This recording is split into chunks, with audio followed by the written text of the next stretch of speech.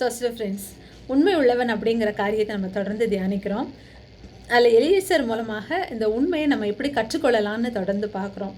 இன்றைக்கி நம்ம பேச போகிற இந்த பகுதி எனக்கு ரொம்ப சந்தோஷத்தை கொடுத்த பகுதி.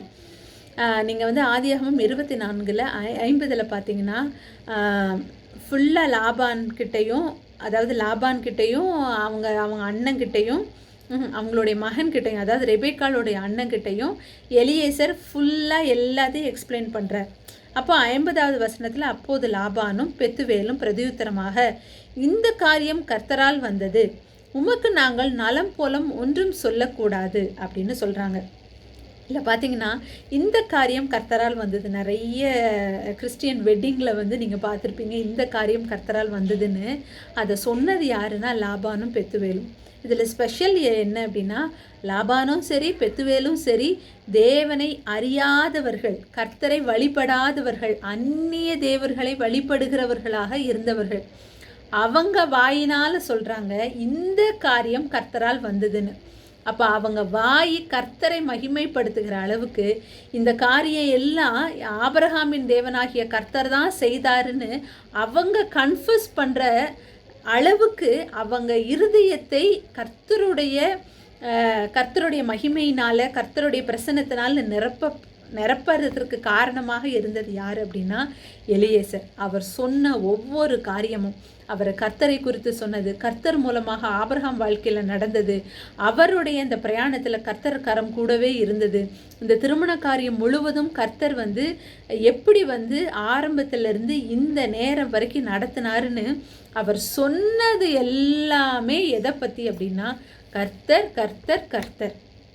அப்போது அவர் மட்டும் எந்த இடத்துலையும், எங்கள் எஜமானனுக்கு 1000 வேலைக்காரங்க இருக்காங்க, அந்த 1000 வேலைக்காரங்களில் ஒரு 100க்கு அதிபதி இருக்கிறாரு, 1000க்கு அதிபதியெல்லாம் இருக்கிறாங்க, அதில் நான் தான் உண்மை உள்ளவனாக இருக்கிறேன்னு எஜமான் என்ன அனுப்பியிருக்கிறாரு, என் மூலமாக என்னென்னலாம் நடந்துச்சு தெரியுமா அப்படின்ட்டு தன் பெருமையை பேசாத ஒரு ஊழியக்காரன், என் எஜமானுடைய பெருமையை மட்டுமே பேசின ஊழியக்காரன். எலியேசருடைய எல்லா கான்வர்சேஷனும் பார்த்தீங்கன்னா ஒரு இடத்துல கூட தன்னை குறித்து ஒரு வார்த்தை கூட அவர் சொல்லியிருக்க மாட்டார். ஆபிரகாம் கர்த்தர், ஆபிரகாம் கர்த்தர், நிறைய கர்த்தரை குறித்து தான் சொல்லியிருப்பார், கர்த்தர் எப்படி நடத்தினார் அப்படின்ட்டு. அப்போ தன் சுயத்தை பேசாமல் தன்னை அனுப்பினவரை மாத்திரம் மகிமைப்படுத்தணும், தன்னுடைய வேலையில் உண்மையாக இருந்த ஒரு ஊழியக்காரன் எப்படி கர்த்தரை அறியாதவங்க இருதயத்தில் நிரப்பி அவங்க வாய் கர்த்தரால் தான் நடந்ததுன்னு சொல்லும்படியாக வைக்க முடிஞ்சதுன்னு இந்த இடத்துல நம்மளால் பார்க்க முடியுது. நம்ம நிறைய நேரம் தவறி போகிற காரியம் இதுதான்.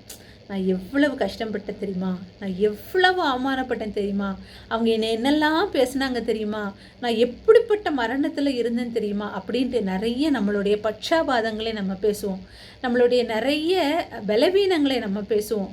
அதற்காக நான் 40 நாள் உபவாசம் இருந்தேன், டெய்லி காலையில் 4 மணிக்கு எந்திரிச்சிருவேன், முழங்காலே தான் 3/4 மணி நேரம் இருப்பேன், 1 மணி நேரம் இருப்பேன், என் கரத்தை மேலே உயர்த்தின 1/2 மணி நேரம் கீழே விட மாட்டேன். கண்ணீர்னா முழங்கால் போட்ட நேரத்துலேருந்து ஒரே கண்ணீர் தான். என்னுடைய ஜெபத்தை தேவன் கேட்டு இந்த காரியத்தை நடப்பித்து கொடுத்தார், அவ்வளோதான். அந்த நீங்கள் கூட ஒரு ஜோக் கேட்டிருப்பீங்க, ஒரு மாடை பற்றி எழுதுன்னு சொல்லியிருந்தா மரத்தை பற்றி ஃபுல்லாக எக்ஸ்பிளைன் பண்ணிவிட்டு இந்த மரத்தில் இந்த மாடு கட்டப்பட்டு இருந்ததுன்னு ஒரு மாணவன் எழுதுனானா. அதுபோல் நான் பட்ட அவமானம், நான் பட்ட கஷ்டம், நான் பண்ண ஜெபம், நான் பண்ண உபவாசம், நான் பண்ண தியாகங்கள், இது எல்லாவற்றையும் சொல்லிட்டு இதனால் கர்த்தர் எனக்கு இதை வாய்க்க பண்ணினார். கடைசியாக ஒரே ஒரு லைனை மட்டும் கர்த்தருக்கு கொடுத்துட்றது.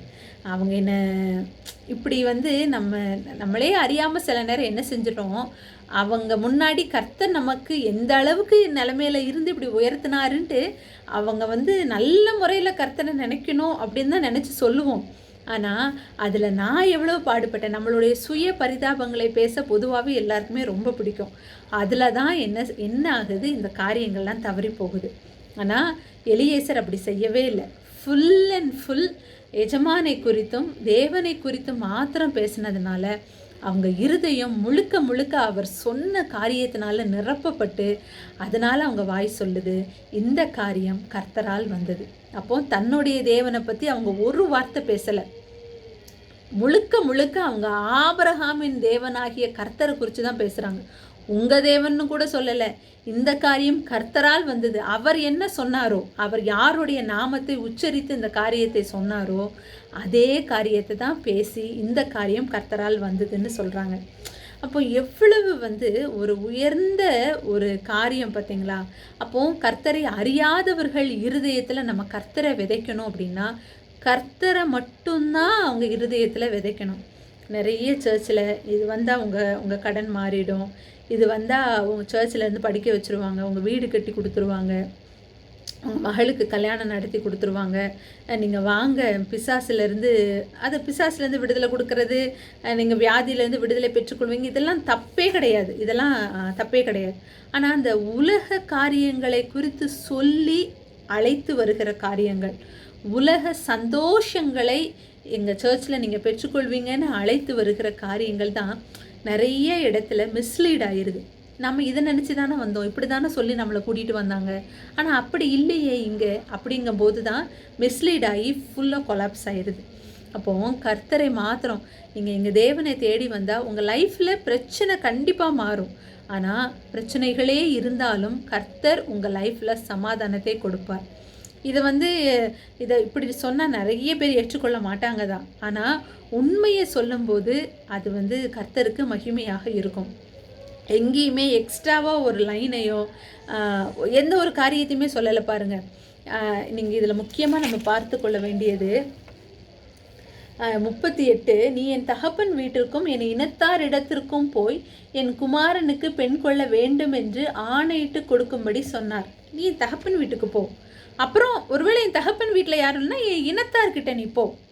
அப்போது அவர் என்ன சொல்கிறாரு, உங்களை தான் எங்கள் அண்ணன் இருக்கான், ரெபேக்காள் பிறந்தது ஏற்கனவே மலையிலேருந்து ஈசாக்கை பலி கொடுக்கணும்னு கூட்டிகிட்டு போய் அவங்க கீழே இறங்க வரும்போதே சொல்லிட்டாங்க, இப்படி பாருங்கள் ரெபேக்காள் பிறந்திருக்கான்னு. அப்போது என்னுடைய சகோதரனுக்கு ஒரு மகள் இருக்கிறாள் அப்படிங்கிறது ஆபிரகாமுக்கு தெரியும். உங்கள் பிள்ளையை தான் என் எஜமான் தன் மகனுக்கு கெட்டணுன்ட்டு என்கிட்ட சொல்லியே அனுப்புனார். உங்கள் பிள்ளை மாதிரி ஒரு பிள்ளை கிடைக்கவே கிடைக்காது, எங்கள் அண்ணன் அவ்வளவு நல்லவன், அவன்கிட்டே போய் நீ போய் பொண்ணு கேட்டுட்டு வான்னு அனுப்பிச்சாருன்னு எந்த ஒரு எக்ஸ்ட்ரா டைலாக்குமே சொல்லலை. என் நிஜமாக என்ன சொன்னார்னா, என் தகப்பன் வீட்டுக்கு போ, ஒருவேளை அவங்க ஒத்துக்கலை அப்படின்னா என் இனத்தார்கிட்ட போ, நீங்கள் இல்லைன்னா அடுத்தாப்புல நான் வேறு யார்கிட்ட கூட நான் போவேன் அப்படின்னு அவர் சொல்கிறார். அப்போ உண்மையே உள்ளதப்படி சொன்னதுனால அவங்க இடரெல்லாம் போகலை. அவங்க தைரியமாக தன் மகளாகிய ரெபேக்காளை கொடுக்க துணி உள்ளவர்களாகத்தான் இருந்தாங்க.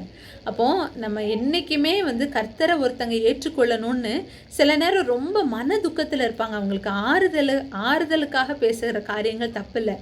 ஆனால் இந்த ஆத்மாவை என் அக்கௌண்ட்டில் கொண்டு வரணும்னு சொல்லிட்டு சில நேரம் நம்ம சர்ச்சில் ஏப்பா இவங்க மூலமாக இத்தனை ஆத்மாக்கள் வந்துட்டுன்னு சில நேரம் சுய ஆதாயத்துக்காக சில தவறான காரியங்கள், கர்த்தர் அப்படி செய்வார், எங்கள் சர்ச்சில் இப்படி செஞ்சுருவாங்க அப்படின்னு நம்ம சொல்லும்போது அந்த ஆத்மா கர்த்தருக்கு பிரியமுள்ள ஒரு ஆத்மாவாக நிலை நிற்காது. அவங்களுடைய இருதயம் கர்த்தருக்குள்ளே ஸ்திரமே படாது.